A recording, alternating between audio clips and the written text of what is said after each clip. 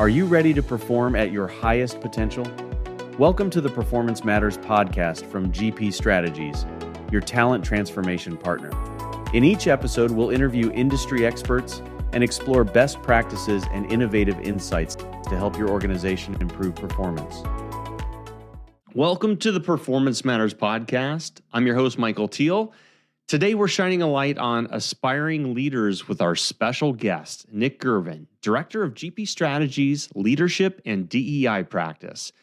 We'll share invaluable insights on identifying and nurturing future leaders within your organization, discover the qualities that set them apart, the importance of investing in their development, and the challenges they may face. Stay tuned for practical advice, real-world examples, and strategies to build a strong leadership pipeline. Nic, thanks for joining us. Are you ready to talk about aspiring leaders? I am always ready to talk about aspiring leaders. It's such an important topic, so let's go for it. Okay, great. Well, I'm just going to, out of the gate here, just ask, I think, probably the elephant in the room question, and that is, how do we identify the appropriate people that fit in this category of aspiring leader? Or is it just anyone that wants to lead? So in other words, what do aspiring leaders look like? That is a really good question and a great one to start us off. I'd say that aspiring leaders are those who are looking to step up and develop themselves into becoming future managers. You can spot them quite easily because they're the ones who tend to proactively tackle challenges, and they're the ones that are always looking for ways to improve things. They normally have some pretty good self-awareness, they have good communication skills, and that means that they're able to motivate and inspire their peers without having that formal authority. So I would say that aspiring leaders are always on the lookout for personal and professional development opportunities. If we've got some managers listening right now, chances are that these individuals have already spoken to them about their ambitions. Okay, that's some really great insight, Nic. So what are some potential words of advice you have when we've identified an aspiring leader?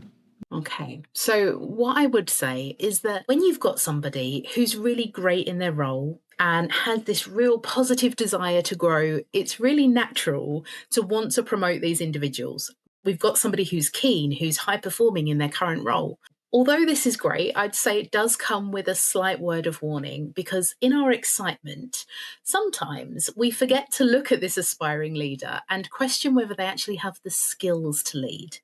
I can definitely think of instances where someone was absolutely brilliant in their previous role, but when they moved up into the leadership position, they had to deal with things like strategic thinking and managing people, and the skill set didn't play out in exactly the same way as what we maybe assumed it would. So with leaders, I guess what I'm trying to say is be excited that you've got somebody who is aspiring to follow in those footsteps. Chances are you've got an amazing talent pipeline, but don't forget to really think about who these people have the potential to become. Make sure that you are considering what they need on a training pathway.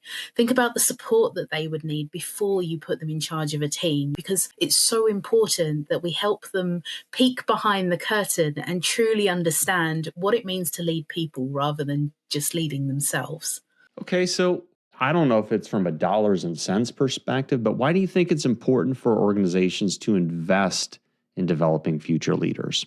Okay, so I would say that investing in developing future leaders is crucial for a number of reasons.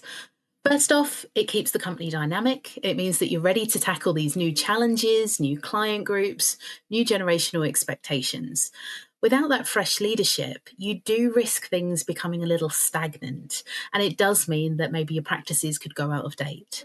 Secondly, organizations really need to evolve a sense of commitment and community, especially right now. So when employees can see a clear path for growth and they know what their development's going to look like, then they're more likely to stick around. Let's not forget that when people feel valued and they see opportunities for advancement, they're going to be more motivated, more engaged. And that ties in perfectly with a model we use often, which is the X model of engagement, because that highlights the importance of aligning employee satisfaction with the contribution that they're making to the wider organization. Nic, I love that idea of the X model. For me, as someone that does lead professionals in our world here, it's tying into discretionary effort, is what you're saying. That's that magic of how do we really motivate individuals, and providing that clear hope for gain of a leadership path is a great way, is what I'm hearing from you. I love that. Yes, that's the perfect way to surmise it. Awesome. So, Nick, in general, how are organizations doing in terms of developing these aspiring leaders? What are you seeing in terms of the data out there? Sadly, there wasn't some great statistics that got launched towards the back end of last year because research was showing that 45% of companies aren't investing enough in their aspiring leaders. Let's be honest, it doesn't matter how keen your aspiring leaders are. You're setting them up to fail if you aren't providing them a full support network and you're not helping them to grow into this new identity. So, without proper investment and development, new leaders don't know what they don't know. And there are going to be some skills that transfer over, of course, but companies really need to focus on helping individuals understand what these skills look like in the new position and what behaviors they'll need to be successful. One of the things that I always say is that leadership is a social science and people management is a skill. You're not born into either of them, but you can become them. So, at the very least, we need organisations to provide that comprehensive aspiring leaders program or pathway. But don't get excited and stop there because there's so much more you can be doing because it's about providing mentorship connections, it's about networking opportunities. It's really all of that extra activity that takes what they've learned from being in the classroom and applies it in the workplace. And I'm just going to do a shameless plug here because that's one of the things that our Leadership Ignition program really does well. It gives that peek behind the curtain. It tells you what leadership's all about, and of course, the core skills that you'll need. But it's really about that sense of connection, whether that's with your coach or the cohort conversations. Maybe it's found in your manager debriefs or joining a network of aspiring leaders who are going through the same experiences as you. So you can learn together, you can share your adventures. And I think that's so important. Oh, that's awesome. And actually, I really appreciate you putting in a shameless plug for Leadership Ignition, because I had the opportunity and the good fortune to participate in Leadership Essentials, another of our amazing virtual cohort courses, and have to say it was just fantastic. I think the biggest thing for me was appreciating the difference between being a great individual contributor and that shift to a different skill set of leadership. Okay, so tying back here, Nick, if I summarize what we just talked about, it's less than half of organizations are really doing anything truly impactful in terms of developing leaders. So let's talk about going forward. What can be done? What should be done? What's your thoughts on that? I think we're actually in quite an interesting position just now because up until about 25 years ago, leaders were becoming younger and younger. And actually, for the past 25 years, they've been getting older and older. And we've started to see that leadership is aging. And that's a good thing. It means people are healthier for longer, it means they're working longer. It also means that you've got these well established leaders who have that wealth of company knowledge. They've got that experience down pat. But going back to that investment and what you need to do for your future talent, it does mean that it's getting harder for the younger individuals to advance because those positions are kind of covered, right? So organizations need to think a little bit differently to what they've done before. They need to create learning opportunities. They need to think about how they're using their experienced leaders and how they can use that brilliant experience to help develop the aspiring leaders. I know so many leaders that are in high demand, that are rushed off of their feet, but they don't delegate. So, what I would be saying is take your experienced leaders and get them to delegate to those younger aspiring potentials. Foster mentor relationships, develop sponsorship programs. This is all the way that you can utilize your existing talent whilst bringing on your future ones. So, it is very much about building connectivity, building community. Our cultures are going to be changing quite a lot in the working world. So it's thinking about how we marry up these different cohorts of leadership practice. Something that I'm going to just veer off for a little bit about is when we think about new leaders, particularly Gen X and millennials, they're bringing a different perspective, a different driver into the leadership deliverable.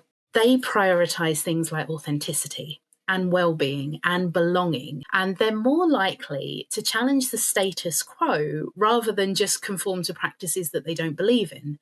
And this can cause a few ripples in the organization, especially when you've got a lot of experienced managers that are towing the line.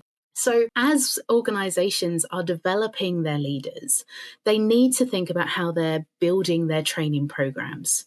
We're not ever going to get to a point where we don't need those competence skills, things like strategic thinking, enterprise mindsets, critical curiosity. They're always going to be important. But what we're starting to see now in a lot of leadership development opportunities is that we're focusing on the connection skills. So things like inclusive behaviors, like engagement and personal influence, striking the balance between competence and connection is so key, not only for leadership development, but leadership identity as you bring the new and the old together. That is some fantastic insight there, Nic. I'm reeling back over the past 27 years of being in the professional world. I'm a Gen Xer. And when I would first have a chance to be in the leadership position and would run into some of the boomer mentalities, we had some differences. And now I'm seeing that with, as you said, the millennials and now the Gen Zs. We're having some different needs, but I would attest to say we still need the strategic thinking, the enterprise mindset.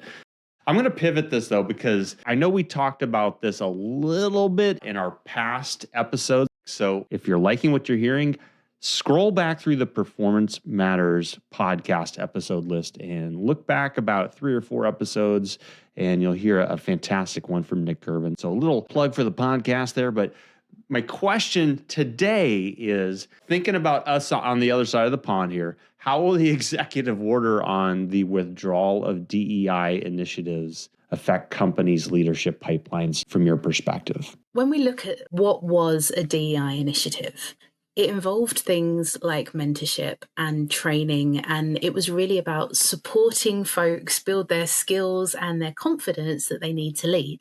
And developing a diverse leadership pipeline had huge benefits for the organizations. I mean, I've quoted these on many podcasts before, so I won't go into doing it again, but we know that there are value in the way that we have different backgrounds, different thought processes, different experiences.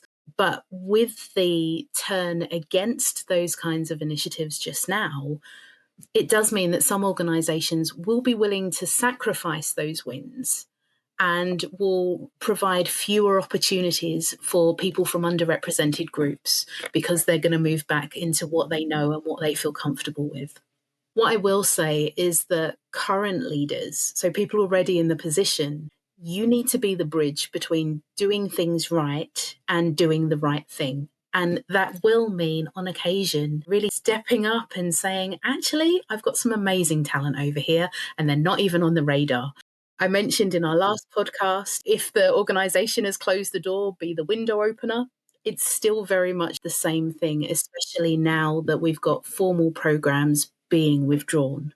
So, in terms of those aspiring leaders with huge potential and maybe limited representation, you've got to think about how you get them the seat at the table. And they've got to think about whether they want it. Because, quite frankly, if you are a high potential and you have that brilliant future lying ahead of you, but you are not seeing yourself reflected in the leadership representation or within decision making within the organization, is this the organization you want to commit your future to?